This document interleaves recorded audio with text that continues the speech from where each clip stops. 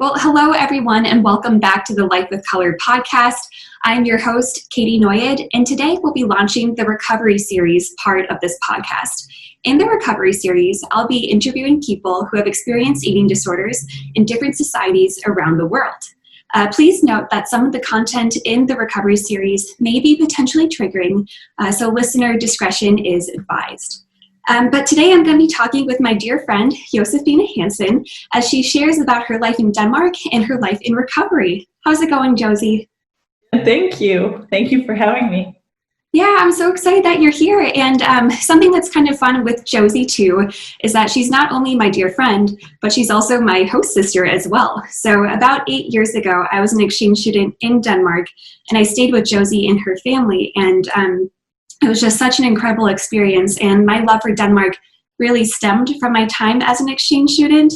And it's kind of funny because I've come full circle because now, of course, I'm living in Denmark. I've met a Danish man, and here's where I am right now. So it's kind of fun that your influence and your family's influence really made me enjoy this country and made me want to come back. So I want to thank you for that, and also thank you for being on the show today. Well, of course, I was just thinking, is it really 8 years ago?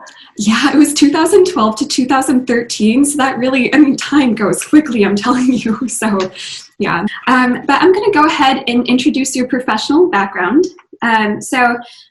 Josie is currently pursuing a degree in nursing and spends her time working as a medical assistant for individuals with disabilities. Before this, Josie worked in the fashion industry as a sales assistant for a Danish clothing line, and also worked in the entertainment industry as well, specifically in relation to organizing music festivals and comedy shows. One of Josie's greatest passions is traveling. When Josie was in high school, she was a Rotary exchange student in a small town in Kansas, a place that she likes to visit annually. If it wasn't for COVID-19, Josie would have just returned from a trip in Australia. Josie has recently recovered from an eating disorder and is still learning about this illness. She hopes to give others hope and understanding of what it's like to live in Denmark and get treatment and be in recovery from an eating disorder. So Josie, again, thank you so much for being here today. And I'm really excited to hear about your story, and I'm sure it's going to be so powerful and incredible. But I want to start the interview by asking a little bit about Denmark.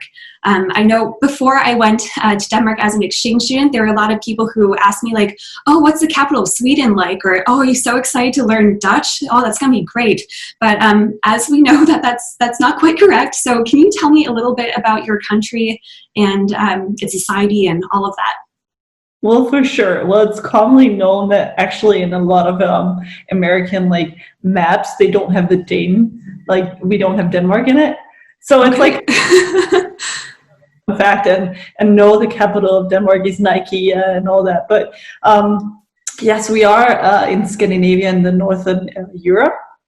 People know where Norway and Sweden are, and then they're like, oh, it's dot under. That's Denmark. Yeah, and population of usually it's at 5.5, but I think we're around 5.8 at this time. I just Googled it before this. It is 5.8. And just for scale too, Minnesota, where I come from, is 5.6. So though Denmark is small, it is so mighty, and there's so many incredible things about the country too. What about the geography there? Well, I think, so we have I usually say it takes about 6 hours to drive from the top of Denmark to the bottom of Denmark. And it's kind of funny because Katie lives in Roskilde, which is only a 3-hour drive from us. But here in Denmark, we would say that's a far drive. But when I lived in America, it's like, yeah, sure, we'll drive to Florida. What?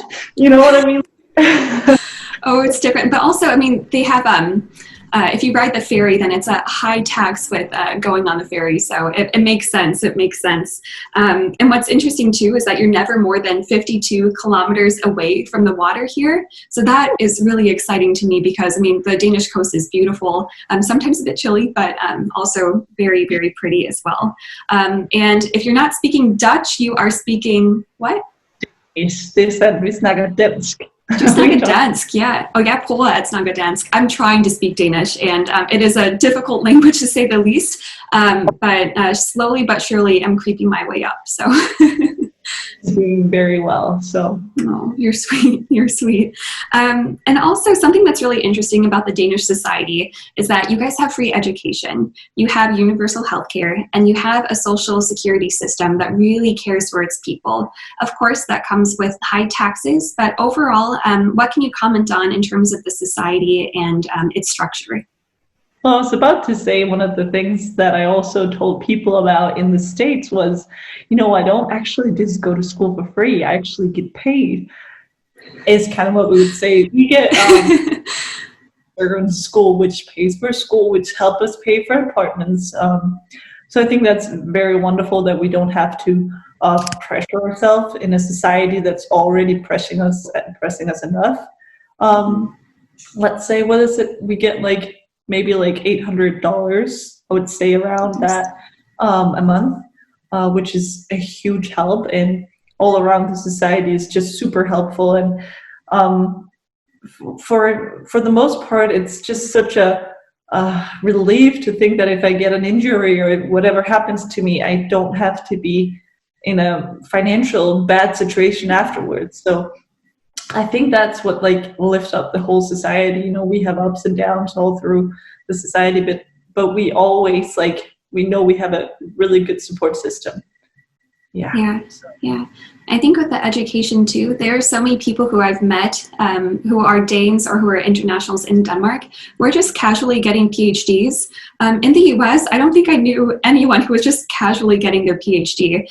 And I think here you have a society that really encourages education, and it's such a well-educated society as well. And you guys don't complain about paying taxes because you know that you're helping your neighbor, you know that you're helping yourself, and if something were to come up, if you were to get an injury, you're so well taken care of. So I think that's something that I'm very much rooting for Denmark for. So I think that's really great. Yeah, and I'm just kind of wondering, what was it like to grow up in Denmark? Ooh, well, first of all, I'm actually at my parents' house right now, which is in Bavon, where Katie lived as well. Yes. And very, very nice house with a school close by that I used to live in. Parents who would, like my mom was privileged enough to just work 20, 25 hours a week when we were young. So she got to stay at home for the most part and help us that way. And when we grew older, she decided to open a store and we could figure out life that way. And then I think we've just I know I have a very, very, very, very good family and grandparents that live close by. I'm very blessed to have so many grandparents alive still. Yeah. So I think I've had a very safe childhood. Never had to worry about anything, if I could say it like that. Yeah, so everything has been good in that way. I've had a dad who travels a bit for work, but we've always figured it out. Then you're young, then you enjoy that you're home alone on the weekend and you can throw a party once in a while. So yeah, overall it's been really good. I decided that I wanted to try a different school when I was in 5th grade. Went to my parents and looked at them, said, my friend Emma, she goes to this great school. And they're like, well, why do you want to move? Are you having trouble at the other school? No, I just, think it would be fun and decided to move there and went into, people here would say it's kind of like a hippie school. It kind of is, but it's so fun. Very different school. I took Katie there as well, and it's very free-minded. And I think the motto kind of the school is to learn about other people, learn about other cultures. When we're in 8th grade, we travel for a whole month to another country that we decide, like the whole class votes for which country we should go to.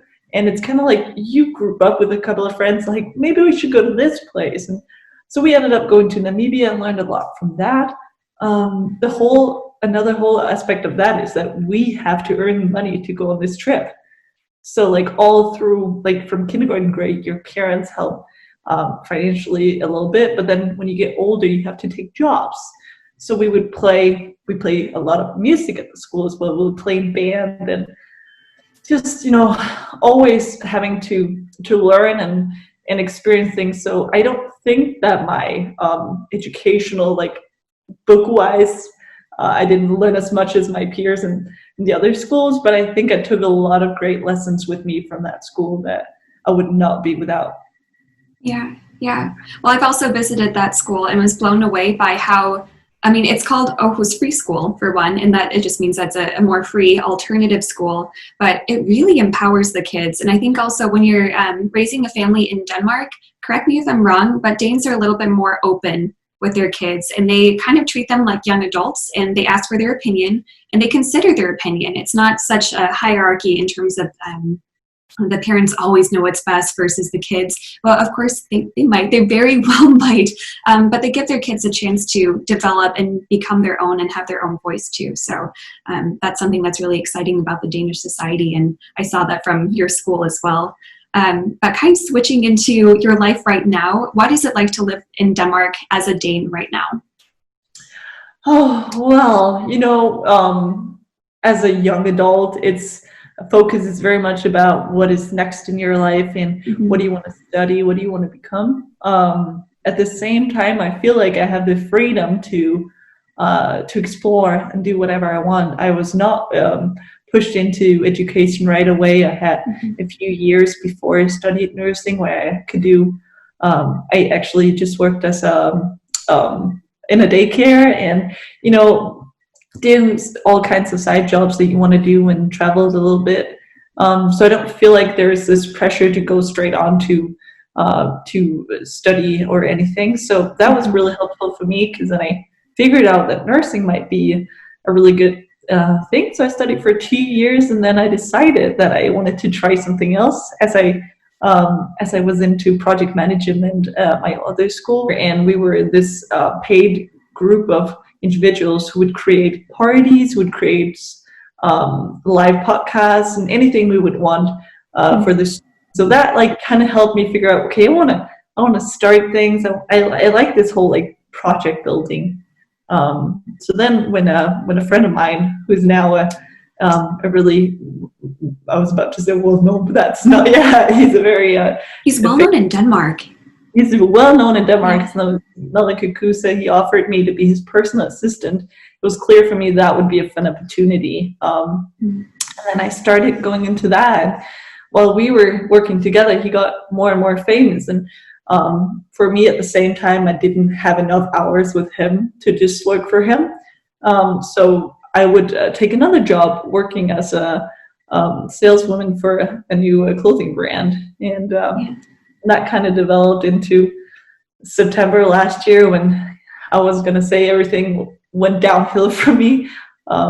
It was my first real break into what would be a half a year of learning a lot about myself and figuring out what an eating disorder is, figuring out how to deal with stress and anxiety, and what I want to do with the rest of my life. So I would say I'm very much figuring out where I am and who I want to be. So yeah, that was a little bit about my journey to where I am. Yeah, well, thanks for sharing that. And I'm wondering if you can share a little bit more about your eating disorder and when it first developed and what it looks like over time. So for me, I would say my story started in September. I was telling you about when I went down. It started with stress. It was one of those, oh, I should go to the doctor and talk about this headache that I've been having. And just breaking down in front of the doctor and her telling me that I probably needed a break from work. And again, the society allows me to go on a paid relief where the system will pay for 2 weeks of me trying to just stress down. And I would come into her office 2 weeks after, and we would talk. And I remember that 2 weeks after, when I returned, I looked at her and said, I actually think that I'm bulimic. And she went, oh, a little bit confused about how did we get to here, but started telling her about my episodes that I would have, and she would say, I think we need some help with this. And then for me, it was kind of out there for the first time. I hadn't told anybody about it. I hadn't realized myself that was what I was dealing with. So that was a big break for me. And the doctor and my, she was just very, very helpful. And and have me understand that I was not in the baddest place that I could be. Like, I could be helped, and that was very important for me at the time. He would say to me, we'll try to refer you to the Danish system. And here's where my like bad experience with the system kind of started, as she would write a referral into them and say that Josephine needs to get into the system. She's been dealing with this. And they just write back that I'm rejected for the system, and they would like me to consider other options. If not, please answer the following questions. I'm very much, as I study nursing, I'm very much into what they document about me, and I often look at it, and recently just looked at it again to this interview, and I feel like these questions were very like triggering for me to feel even worse, because I had to have this many episodes of harming myself, or this much loss in weight, and had to fit into these boxes. And that for me was very like, let me say devastating. It was just like very hard for me to feel like I could only get help if I went that way. Right. So it helped me a lot to figure out that it was actually something that I had to take serious, but at the same time it put me in this box of, wow, is it that bad? Yeah. So she changed some questions in the referral and asked me further about it, and sent it again, and this time apparently I fit into the boxes. And what did treatment look like from there? Did you carry on with the same medical doctor, or did you work with a mental health professional or a nutritionist, or what did treatment entail for you? So I first went in there, and it was like a full day of them figuring out what to do with me. So I remember meeting, I think it was 4 or 5 different professionals. So it would be like a nurse, I would be talking to a doctor, I would be talking to, I don't even remember, because it was a very stressful time for me, but I just remember it was all these measurements. It was a whole day of waiting a little bit, going to blood tests, and going through all of this, where at one point it was like, okay, so what's the next step? And they tell me, okay, the next step is we figure out if we have a program for you. If we actually can help you, basically, is what they said. Jumping to a week after, where they tell me to bring a parent or someone who would help me through this. And I brought my parents, and they tell me, yes, we can help you. It will be like an interview. It would be a talk of an hour every other week. So that was basically... That was your treatment plan, was 1 hour every other week? Yes. That, along with a dietary plan, which for me was, when I look back at it, at least, it was very, very, very odd and very triggering that I had to follow these specific eating patterns. And I remember, like, one thing that was good for me was that I would have to keep eating even though I've had an episode. But the other thing was that if I didn't eat what was on the list, I would feel bad about myself. And it was all these calculations that made me think, like, wow, like, am I going to go into another disorder because of all this calculating? And so that for me was hard. Right. And you didn't have a nutritionist following along while you were going through that? You were doing that on your own? Yeah, it was basically like, okay, so on our website, you can download this nutritional program. Okay. Yeah. Okay. I can imagine how difficult that must have been during that time for you. I can only speak from my own experience from when I went through treatment and my recovery process. I know in the US things are a little bit different, and of course you pay out of pocket for treatment, so that could also play a role into it as well. But I remember I had a lot of different professionals, from medical doctors, nurses, psychologists, and I mean, the list can continue. But I was at first inpatient and then outpatient, but I mean, my hand was held that whole time. And I don't know if in my case, I would have been able to get well had I not had my, like, every single part of my body being like held, kind of taking me through this ride. So I think it's interesting. And I'm wondering, with the Danish Society, is mental health covered under the universal health care? Is it accessible? Or is it just jumping through hoop after hoop? What is it like?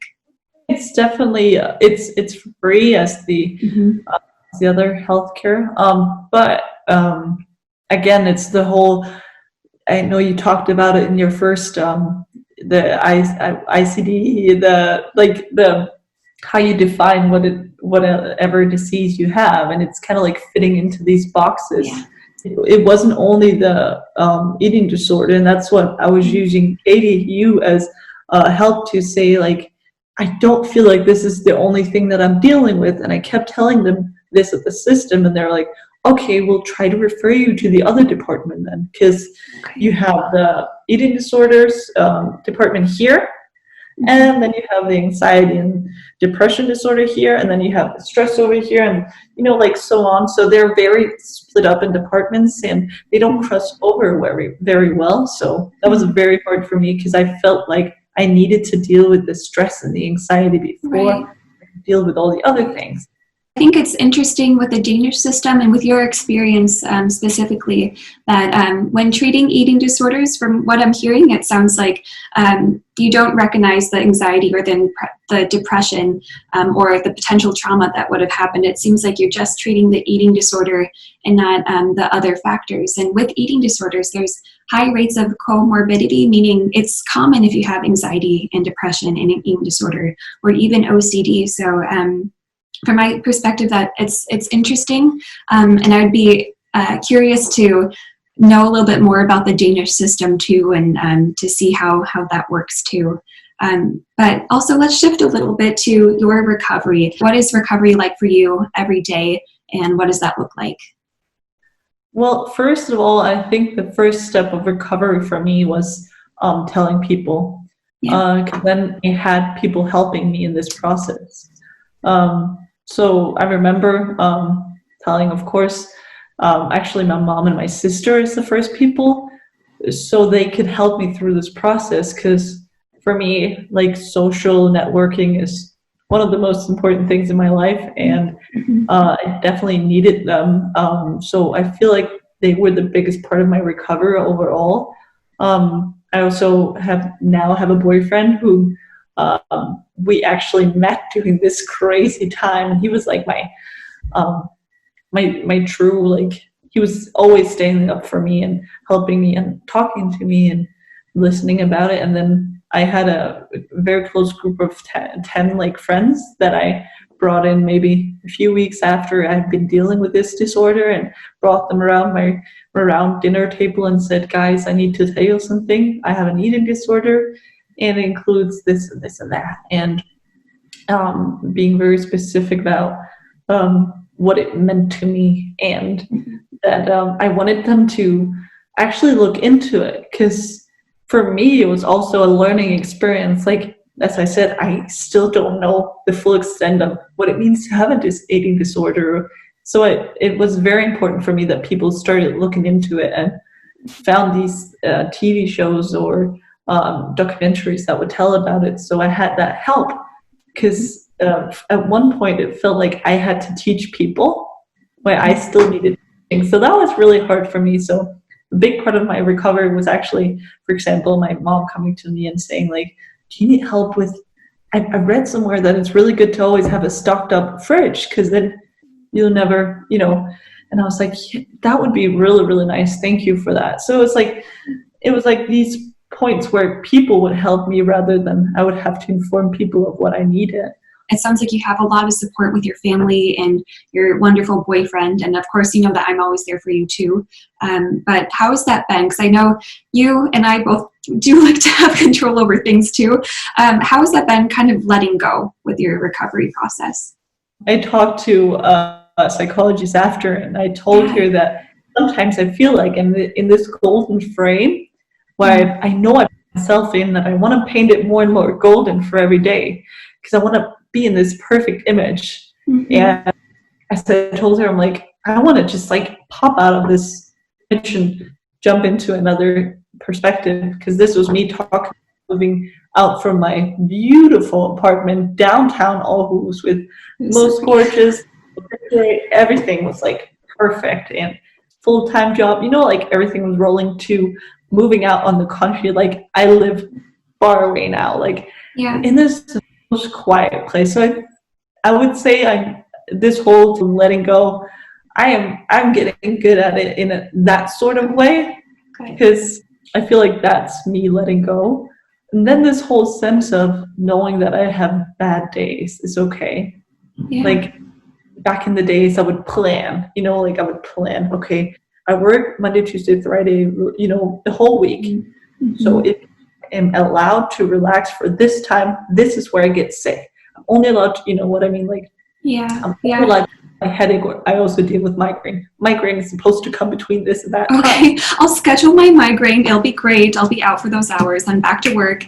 Yeah, well, I know everyone's recovery journey is a little bit different, and I'm happy that you're on that path to become better and better every single day. I think I'll rephrase that. Not better in terms of like being worse before, but just overall being at ease with yourself and choosing a life that is full of color and one that you feel the truest to yourself in. So I think that's really important. I'm going to shift gears a little bit too. And science shows that there's no single reason as to why eating disorders develop. Instead, it's a variety of factors such as neurophysiology, personality, and environment that help create the perfect storm.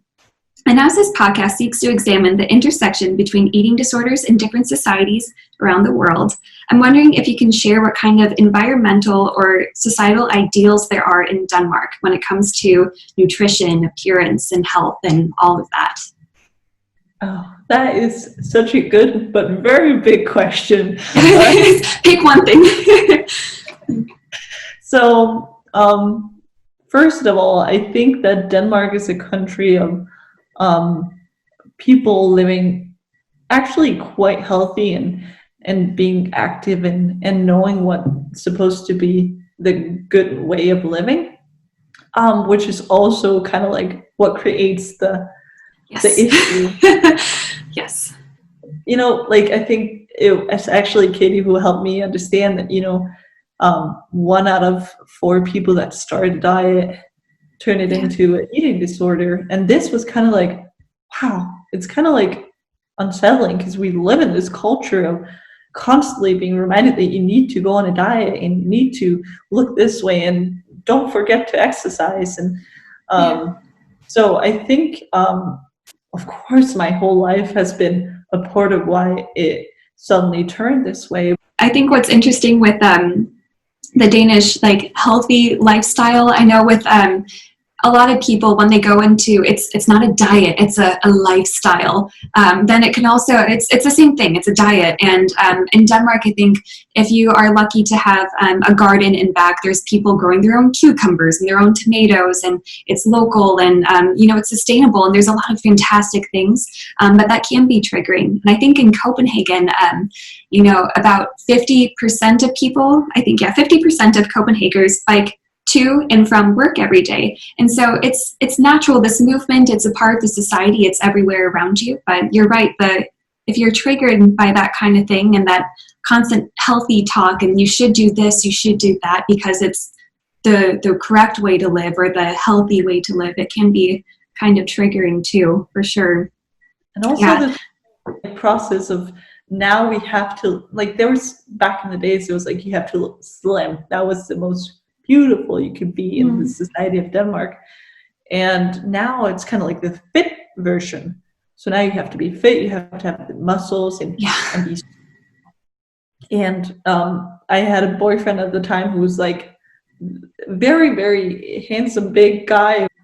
And, he was very much into exercise and exercise 6 times a week. So for me, again, another point of like, oh, I only exercise 2 times a week. Am I doing it wrong? Wrong with me. Yeah.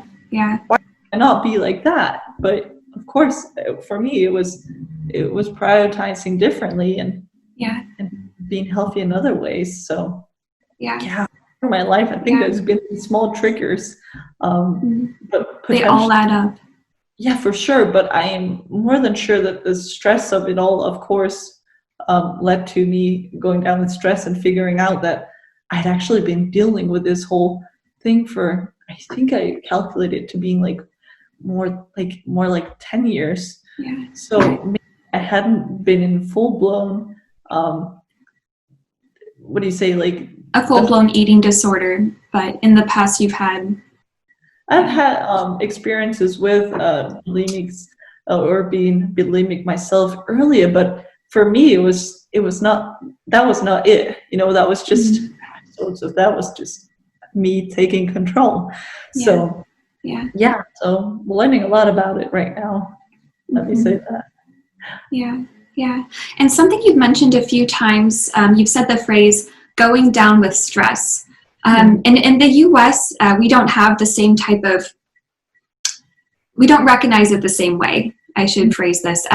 So in the U.S., if you are overworked and you start to feel stressed, they just basically say, "Oh, well, keep going. Yeah, maybe go to the doctor, get medicated, keep going. You're not alone." But in Denmark, can you share a little bit about how you're treated when you have stress and what the society is able to allow you to do to take care of yourself? Well, that is one way I felt very safe again. That's sorry about this whole stress situation, because it was clear for me when I walked into the doctor's office, she was ready to help me, and right away she said to me, "Okay, so we're going to start off with taking 2 weeks off." And I was like, "No, but plans, and I have this and that and that." And she was like, "I have my migraine coming up. You can't tell me to do that." Yeah. It's just like, she looked at me and she said, "They'll figure it out." Josephine, they will figure it out. And she was just very helpful with that. And we all know through lots of studies that those 2 weeks, they're extremely helpful. They're extremely hard because most of the days you might not even get out of bed. It was very hard for a person like me who had schedules every hour of the day until I went to bed to do nothing. But it also helped me realize, okay, wow, my head is hurting. Whew, I've got some chest pains. Like, what is this going on? So it helped me stop up and feel myself. And that way, they were really good at saying these 2 weeks. And I remember coming back and she said, "Okay, 2 more weeks." And I was like, no. Wow. I have to come back now. Yeah. And, it went on. And it was, I felt very caught, and it was very nice. And my job was sending me files and saying, "Of course, this is stress. We don't want to push you in any way." Until, unfortunately, they had to say, "Okay, what are we going to do now? We have to find a new salesperson." But again, it's actually not them paying for me on my sick leave. It's the Danish system. So again, the healthcare system helps me pay. So they pay me instead of my employers. So that is really, really good. And I don't think that I've ever heard of people getting medicated for stress here in Denmark. I think we actually are very good about learning to use the word stress differently. Okay. It's not like, "Oh, I'm so stressed." It's more like, okay, very overwhelmed. And then, there, as you said, there's, okay, I'm stressed right now. I know I have to look out for myself. A lot of people can be stressed in their lives.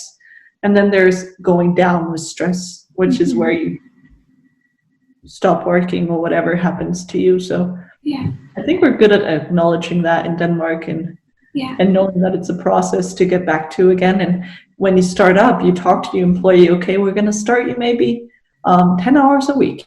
And then we're going to slowly bring you up. And all through this time, if you only have 10 hours, that's what your job pays for those 10 hours. And the rest you get supplied through the healthcare system." Wow. So I would love to see 2 charts of someone, a Danish person who has gone down with stress and their process versus someone in the US who is, I don't want to say killing, but like really hurting themselves by getting up every single day and doing something they're miserable at, and the anxiety, everything piling on top of each other. Productivity rates. I'd be very curious to see at the end of the day what system is better, because I think from my perspective, the Danish system genuinely cares about its people, and they want you to live a life that is worth living, and they want you to feel like you have a reason to get up in the morning and to be happy and content and not like every day you just have to scrape by. So I admire that in so many ways. And I'm wondering, when it comes to mental health and stress and eating disorders, are people receptive? As again, I said that when I told my friends, they think they're very good at listening, but again, they don't know enough about it. So they had a very hard time figuring out how to help. So I think they really want to listen, but at the same time, when you're dealing with this, not always, you're not always ready to talk about it or figuring out everything yourself. But I think people are very, very good at helping each other here in Denmark with stress or with this or that. But my only issue with it was that I was afraid that I would get this stamp. Josie's been stressed, and now she gets another stamp. She's eating disorder. So that for me that's one of the taboos I totally want to break. Like, first of all, it was a taboo. Like, if people ask me like about it, or if I'm talking about it, I tell people like right away, like, I actually have had an eating disorder. I'm dealing with an eating disorder. Like, I'll open up about it. And if people ask into it, I'll talk more about it. If they're just like, I'll just be like, okay, we'll leave it there. Some people do.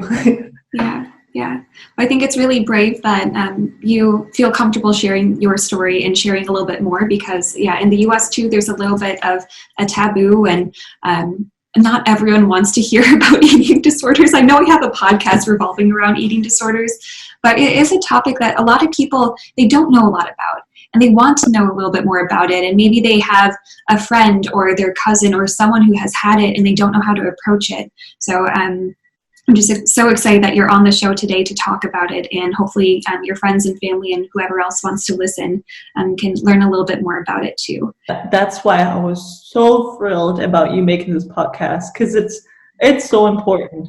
And just like hearing people, my friends wanting to listen to it because they know you, Katie, and we just need to get the word out and help others. So that was just... Thank you. Yeah. All right. For the last couple of questions, I have a few quick ones I ask everyone in the recovery series. What has been helpful? Has there been anything that someone has said that's been helpful? Or is there anything that anyone has done? Allowing me to explore this whole thing without making me more sick. Like, my family is being very good at just helping me deal with it without making trigger points or making a big scene out of it. Like, they've just, been so helpful. So that's been helpful. And then, exploring that Katie is a helpful source of information and just talk, for me, like, talking has been so important. Like, I encourage everybody to just start talking about all the little things that make it hard for you. People want to listen. Trust me, you don't become like a lesser person for opening up about yourself. Actually, when you do, other people tend to open up about them as well. So your relationships grow stronger that way. So please do talk even more. Yeah. Love that. Has there been anything that's been hurtful to your recovery? Like something that someone has said in the past to you, or things that have happened that weren't so good? In a non-triggering way, I suppose. Let me see. I think in the beginning it was hard for me when people told me, and you talked about this again at your last episode, or the first episode, when this whole process of not being cured, that was like a thing that plugged into my mind right away. And through time I've learned that I know for me it's not about being without an eating disorder. It's about living with it and managing it, and just like learning that it's a passive bystander in all of my life, like other things are. But that first person that told me, oh, you know what, you have to live with it all through your life, was like, I do what? It was very, very hard for me. Like, I did not know how to manage that, but now it's better, but it was definitely hard for me. Yeah, I can understand that.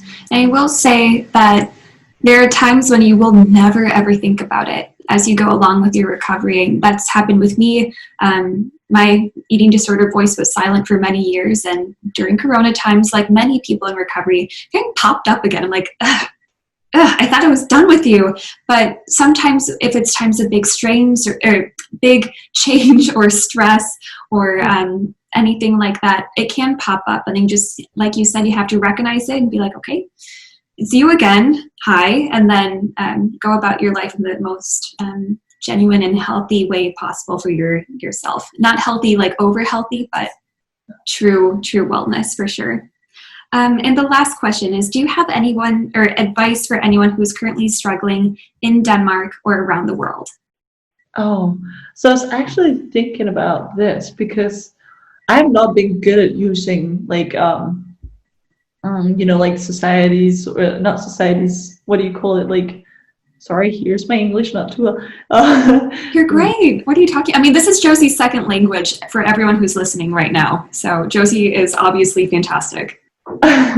Well, like how you have organizations. So I haven't been good at using them, but one that's like very dear to me that I know about is Headspace, which I actually think you have in America as well. But Headspace is for stress or any kind of mental illness that you may be dealing with. So that is something I would definitely try to explore. But again, my biggest advice is to open up and talk, because somebody wants to listen to you for sure. And if it's too hard talking to a friend right now, like, professional help is there. And if you're in Denmark, our society will help us very easily. Go talk to a doctor, and you can actually get, if you need it, you can get some free help. And yeah, so definitely reach out. Yeah. And I'm so happy that you chose to talk today on this episode of the Life with Color podcast. And it's just such an honor to hear your story and to see how your process has been over the years, because I have known you for about 8 years now. So to see you so vibrant and colorful right now too is quite cool. So I'm happy you're doing well in recovery, and know that I'm always there for you no matter what, any time of day or night. You can always message me. And yeah, I'm here to help you, girl. So yeah. Well, I'm always here for you as well. Thank you. Well, don't live that far apart. No, that's so true. Now that we live in the same country. Yeah. Well, thank you again for being on the episode today, Josie. It was such an honor and privilege to hear about you and your life and what it's like to be in Denmark. And yeah, thank you so much. Well, I hope I got to talk a little bit about some important things, and if not, I just hope you guys will talk and help each other a lot more than you already are. So thank you. Absolutely. Well, thank you, Josie. You take care. Thank you. Bye.